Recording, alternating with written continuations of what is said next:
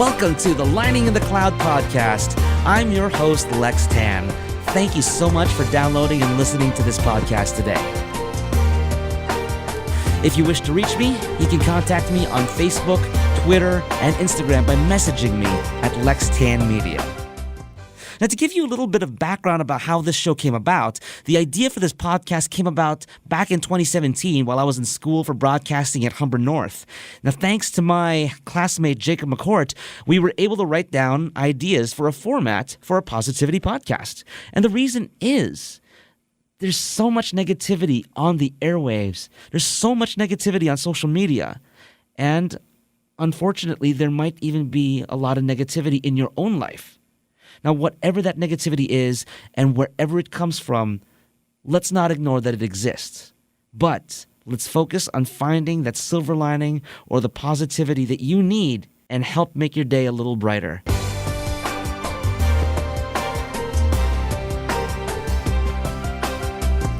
Today's topic, it's okay to be broken. Kind of a tough topic for a first episode, don't you think? But it's the truth. It's okay to be broken.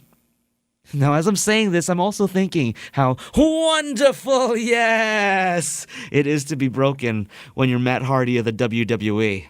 In fact, being broken is the reason why Matt Hardy finally established himself as a bona fide wrestling draw, as a solo draw, apart from the Hardy Boys tag team and apart from his brother Jeff. Now, if you know the history of the Hardys, you'll know that they achieved their ultimate goal of wrestling for WWE very early in their lives, and that they began wrestling as kids using their trampoline as a wrestling ring. You'll also know that his brother Jeff, or Brother Nero, as he calls his brother in the Broken Universe, seemed to always have more championship opportunities and successes. He always seemed to have a bigger solo draw, and always seemed to have more reactions from the crowd over the years. That, while Matt always was the more creative of the two. Both men had great successes in wrestling, but they also fought their own personal demons. Now, whether it was the abuse of pain medication in order to wrestle at the level they wanted to and that the fans expected of them, burnout from such rigorous wrestling schedules, personal tragedies or whatnot, it really seemed that they were broken many times during their career. Particularly for Matt, a moment that not just he, but the entire wrestling fan base had to deal with was his breakup with Amy Dumas, otherwise known in wrestling circles as Lita. It's okay to be broken.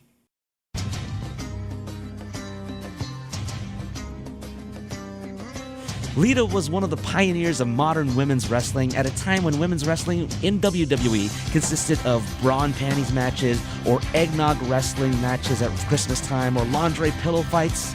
She was inspired by watching Rey Mysterio Jr. do his thing and was so enamored by it that she actually went down to Mexico to train specifically as a lucha libre wrestler. Now, she started dating Matt Hardy before they made it to the main roster of the WWE, and eventually they moved in together with him in his North Carolina home, now known to Broken Hardy fans as the Hardy Compound. Combined with her rocker chick look and a penchant for leaving her pants low enough so you can see her thong, her high-flying lucha style was so exciting it made people take notice of her, and eventually WWE saw that she was seen as a great fit along the Hardy Boys, and they formed Team Extreme, one of the greatest stables of the early 2000s. Things were just going great for Matt, for Jeff, for Lita through their Team Extreme years, until Lita herself suffered a severe neck injury filming an episode of Dark Angel starring Jessica Alba, and as a result wasn't able to wrestle for a good 15 months. Eventually, WWE had all three characters transfer their focus away from the team aspect and into solo careers. Matt, Jeff, and Lita, well, they were able to find their own successes and their own opportunities. Lita had a great long-standing feud with Trish Stratus and other women on the roster, and her lucha libre style was so unique and just so so exciting to watch that she went on to have just a great career as a solo wrestler. Jeff and Matt were able to find their own successes and opportunities. However, Matt's progress was halted on August the 23rd, 2004, when he suffered a knee injury, a severe knee injury, after being chokeslammed by the now mayor of Knox County, Tennessee, Kane, otherwise known as Glenn Jacobs. Mayor Glenn Jacobs, if you believe that. Now, during his time of recovery, it had eventually come out that Lita, or Amy, had been in a sexual and emotional relationship with fellow wrestler and one of Matt's best friends, Adam Edge Copeland. And through his grief and through his anger at having been betrayed by the first long-term girlfriend he'd ever had, Matt outed their affair on social media. He told his side of the story about how hurt and betrayed he felt. Especially poignant was the way that Matt explained that he was there for Lita when she suffered her neck injury, but she wasn't there for him and betrayed him during his knee injury, and combined that with how it happened with one of his best and closest friends in the wrestling industry. Matt had always envisioned having kids with Lita and building a life with her. And because of the affair that happened between her and Edge, that was now ultimately broken and couldn't be recovered. Must have been really, really tough to deal with all of that, not just for Matt, but for Amy and for Adam as well. Now, after the very controversial real-life firing and rehiring of Matt Hardy by the WWE, the whole sordid situation was turned into a storyline, blurring the line between the events that happened in the show and in real life. Now imagine all of that dirty laundry that is shared between three people just being aired out, not just in front of their families, but also in front of coworkers, in front of bosses, and a worldwide audience on live television. Not only was Matt broken by this situation, but Amy Dumas and Adam Copeland also were broken by this situation. It's okay to be broken. Now, one of the things that Lita revealed recently in a podcast with former WWE ring announcer Lillian Garcia is that she began to think about the end of her wrestling career when she broke her neck.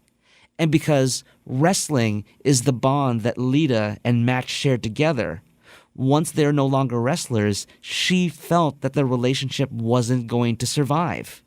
Now, obviously, an affair, an emotional affair, or a sexual affair is the wrong way to deal with your relationship issues. It did end up ending their long-term relationship in a very, very bitter and negative way. Now, a lot has happened to all three of them since the affair went down. Edge himself went on to great success as one of the most decorated champions in WWE history before injuries ended his career. He was inducted into the WWE Hall of Fame and also married fellow wrestler Beth Phoenix, and now they have a family together. Maturity that he grew into may never have happened had he not realized that he betrayed one of his best friends in the business. Lita herself decided to retire from full-time wrestling in 2007. She started up her own band, became a wrestling trainer, a writer, and a producer, was inducted into the WWE Hall of Fame, and is the proud aunt to Trish Stratus's kid. She was able to establish her own career and her own identity outside of Matt Hardy, and it would never have happened had the affair not happened, unfortunate as it was. It was unthinkable that back in 2005 that years and years later, all three of them are actually on good terms with each other. Unthinkable all those years ago that they'd actually be on good terms together. Now, as for Matt Hardy, he was rehired in the WWE shortly after the affair went down and stayed with them for the next 5 years until he went back to wrestling for the independents. And during this time, he kept on fighting his personal demons and vices. Yes, Matt was still able to make money from what he loved most, wrestling.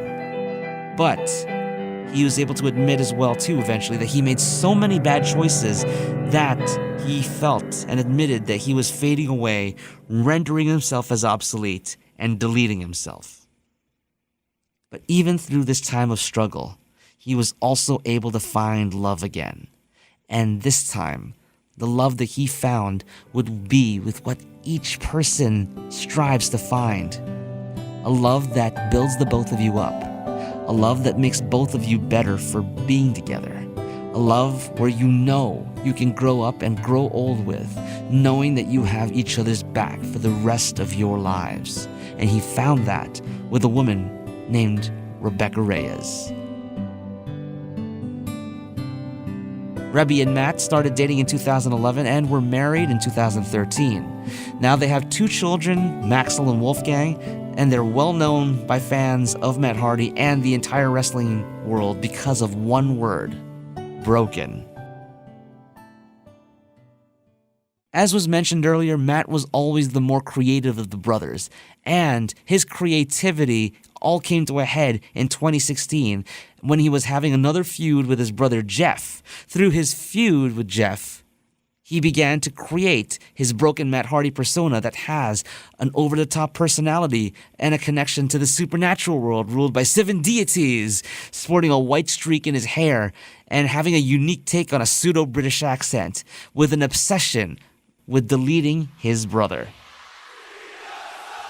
Now, with polarizing figures like John Cena and Roman Reigns splitting the wrestling crowds in a way that had never been seen before, where the fans try to out-cheer the booing fans and the booing fans trying to out-cheer the cheering fans, it was the perfect time and atmosphere for a gimmick like Broken Matt, one so over the top that you either loved everything that he did or you didn't get it and you hated the crap out of it. The point is, he got a huge reaction from the audience, and he began to produce wrestling matches and sketches from the Hardy compound to heighten what he was doing in the live arena, including his final deletion of his brother Jeff, turning him into the nefarious Brother Nero. Now, as Broken Matt and Brother Nero, they proceeded to gain success not just in TNA by winning their tag championships, but were able to proceed on what they called, or what Matt calls, an expedition of gold, winning other companies' championships. But the most amazing part of it all is that Rebby was more than happy to be part of it. She embraced the Broken Universe, becoming Queen Rebecca, and included their sons, naming them King Maxwell and Lord Wolfgang. She even got her father involved. Her father took on the role of Senior Benjamin, the Hardy's gardener and loyal minion to Matt. Matt even took a drone that he bought, and he called it Vanguard 1, making it into a character in the Broken Universe. Not only did Rebby participate as an actress in the Broken sketches, she came up with ideas for the Broken characters. She filmed footage, she edited footage, and she even wrote and played music for the Broken sketches. Matt and Rebby's creativity created the Broken brilliance that the wrestling world enjoys today.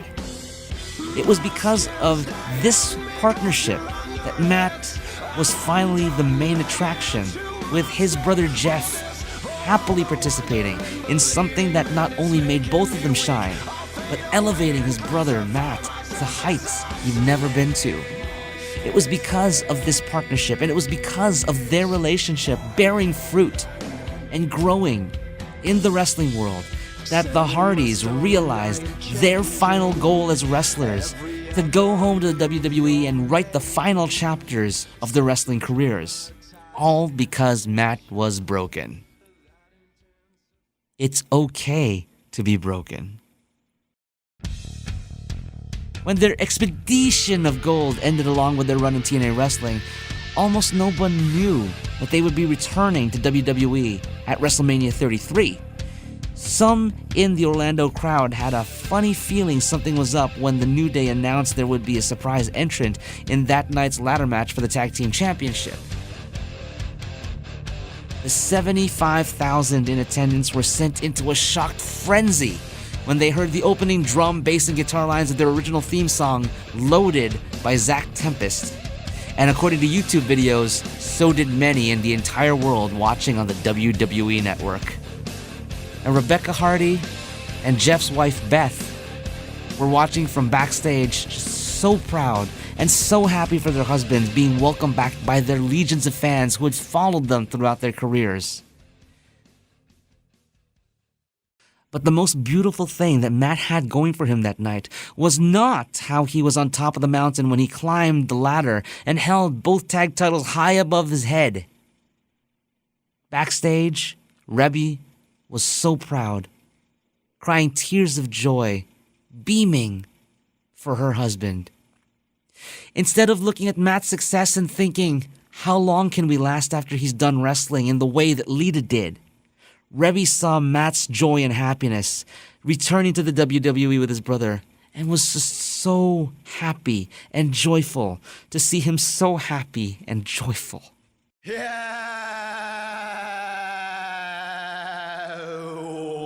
Months later, after fighting for the intellectual property rights of the Broken Universe, he was able to bring it all to WWE.